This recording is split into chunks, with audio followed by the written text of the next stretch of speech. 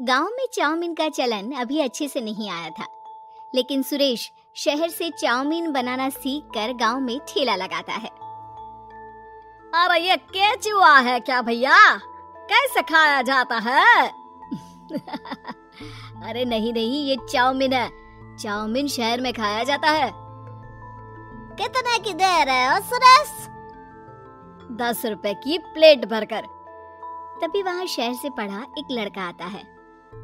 जरा एक plate chowmein तो देना। सुरेश उसे चाउमीन देता है।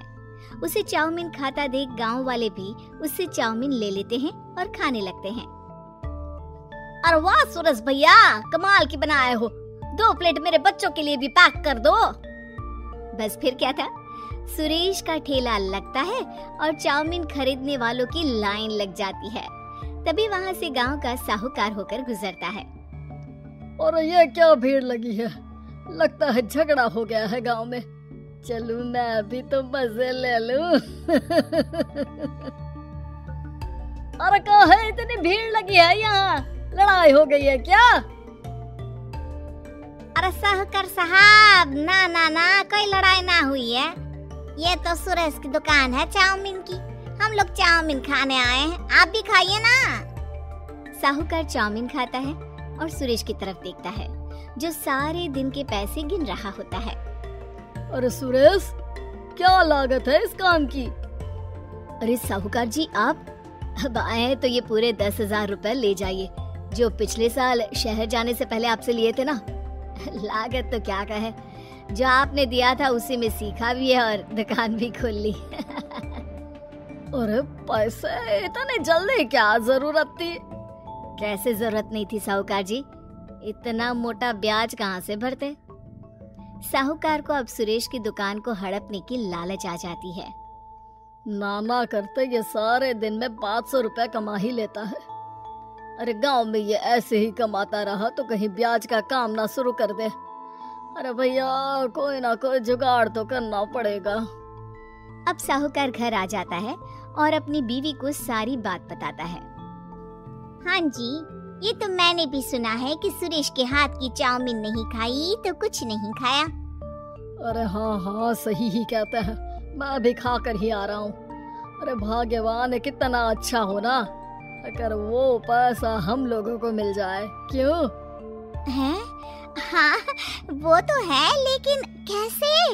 हम लोगों को तो चाउमीन बनाना आता ही नहीं है। साहूकार और उसकी बीवी अब रोज चुपके से सुरेश के घर जाते हैं और खिड़की से उसे चाउमीन बनाते देखते। अब क्या था, दोनों को चाउमीन बनाना आ जाता है। फिर एक रोज, और सुरेंद्र, तुझे साहूकारनी ने बुलाया था। बोल रही थी कि बेटे के जन्मदिन में 10 किलो चाउमीन का ऑर्डर देना है, बना दोगे ना? अरे हाँ हाँ साहूकार जी, मैं जरूर बना दूंगा। कब देना है घर में 10 किलो चाउमीन? अरे वो तो तू घर आकर पता कर लेना, मैं नहीं बता पाऊंगा। ठीक है, शाम को काम निपटा कर आ जाता हूँ। सुरेश साहूकार के घर जाता है, लेकिन वहाँ मियाँ बीवी मिलकर उसे बंधक बना लेते हैं। अरे मुझे क्यों बांध रखा है, मुझे छोड़ दो। आज से तेरा ठेला मैं लगाऊंगा और बहुत सारे पैसे कमाऊंगा। साहूकार एक आदमी को सुरेश की निगरानी में लगा देता है और वहाँ से चला जाता है।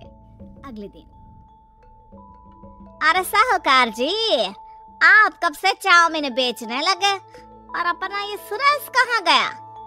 अरे वो तो शहर गया है, उसका कोई काम निकल आया था। बोल रहा था कि जब तक वो ना आए तब तक मैं ही उसके ठेले का काम कर दूं। पैसे भी तो बहुत उधार ले रखे थे उसने, लगता है कर्जा भरने के डर से भाग गया है। अरे पर वो तो बोल रहा था कि उसने सारा कर्जा उतार दिया है, और वो क्यों भागेगा? इतना तो कमा रहा था। अरे मुझे क्या पता। अरे चाउमीन खाना है तो बोलो, नहीं तो भागो यहाँ से। अरे हाँ हाँ, दे दो दे दो। अब तो चाउमीन खाना पूरे गांव के लोगों के लिए आदत ही बन गया है, ना खाओ तो नींद ना आए। हाँ हाँ, तो लो और निकालो 50 रुपए। 50 रुपए क्यों? सुरेंद्र तो 10 रुपए में देता था। अरे वो पागल था, मैं थोड़ी ना हूँ। गांव वाले जिनको चाउमीन की लत लग गई थी, वो करते भी क्या, दे दो और ये लो 50 रुपए। लेकिन फिर साहूकार उन लोगों को प्लेट में थोड़ी सी चाउमीन रख देता है।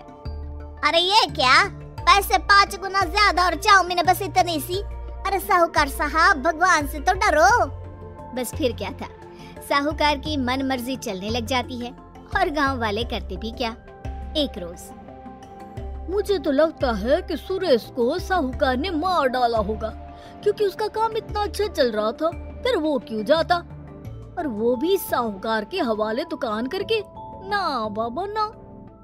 अगले रोज भाग्यवान, देखो तो जरा, इस सुरेश भी ना कितना पागल था। जिस काम से वो ज्यादा पैसे बना सकता था, उससे इतने कम पैसे छाप रहा था। 50 रुपए प्लेट में भी गांव वाले खूब खा रहे हैं चाउमीन। हाँ जी, और जितने में वो लोगों को 10 प्लेट खिलाता था भर भर कर हम लोग उतने में 20 प्लेट बना रहे हैं, क्यों जी? वहीं सुरेश रोज भगवान से मांगता कि बस एक बार वो किसी तरह वहां से निकलने में कामयाब हो जाए, लेकिन उसकी हर कोशिश नाकामयाब होती। फिर एक दिन, अरे भाग्यवान, ऐसा कुछ करो कि चाउमीन बनाने का खर्चा आधा हो जाए, जिससे हम लोगों को और मुनाफा हो। ना जी, मुझे तो कोई तरकीब ना सूझ रही। अरे सुनो, एक काम करते हैं, चाउमीन बनाने में जो सब्जी लगती है वो मंडी में लेने तुम देर रात चली जाना। तब तक वो सारी सड़ी गली सब्जी जो दुकानदार वहीं फेंक जाते हैं, वो उठा कर ले आना फ्री में। अरे वाह जी वाह, आप तो बहुत समझदार हैं जी।